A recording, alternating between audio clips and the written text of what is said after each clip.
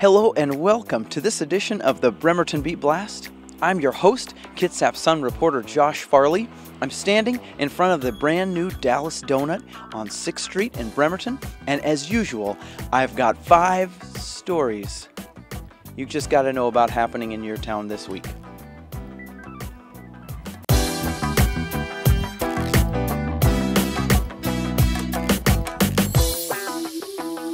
Story number 1 on our list is Dallas Donut. Dallas Donut comes to us from a South Korean family that immigrated here not too long ago and opened a donut store in Texas, in Dallas to be exact, hence the name. Their most popular sellers were cinnamon rolls and apple fritters. We'll see if that stays true here in Bremerton for their shop, but they are selling out rapidly on their first day. I also took a visit over to Larry and Christie's Bakery this past week just to see if they were sizing up the competition at all. No fears over there. There appears to be plenty of demand here in Bremerton for donuts. Story number 2 on our list this week is that Manette is blowing up. There are a lot of new businesses that have opened in this little hamlet of Bremerton in the past few months, including Port Gamble General Store and Cafe plans a restaurant there. There's a new baby clothing store, new financial advisor. There's also a pot shop. There is also a new bakery going in, Saboteur Bakery. So lots of stuff happening, and I spoke with Robin Henderson, who is the Manette Business Association president, about what all this means for this little community. We've really created this great community feel in Manette, and there's a buzz in Manette. And although we've lost a few businesses, mainly because of personal reasons, we lose 1 or 2 businesses and gain a half a dozen new ones. So we're really excited. Coming into Manette in the evenings, you'll find it hard to even find a parking spot anymore. But what we're very interested in adding to that business climate would be more daytime businesses, lunch spots, professional services, and that's absolutely happening in our neighborhood.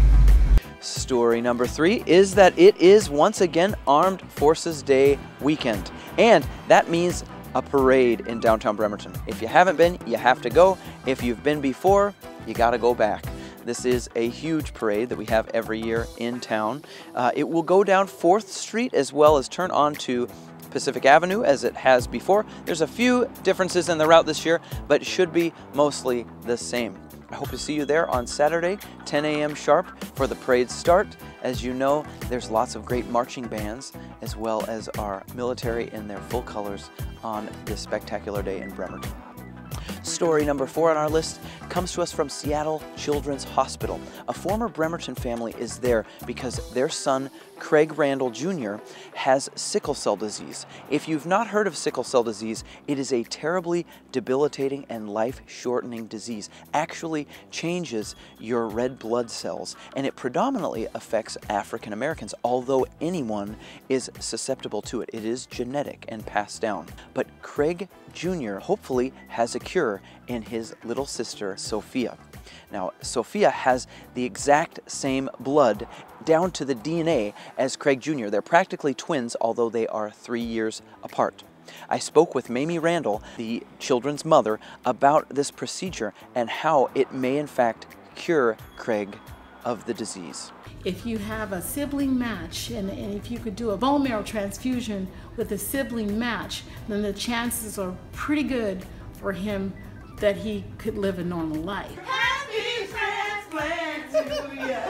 Happy transplant to ya! Happy transplant!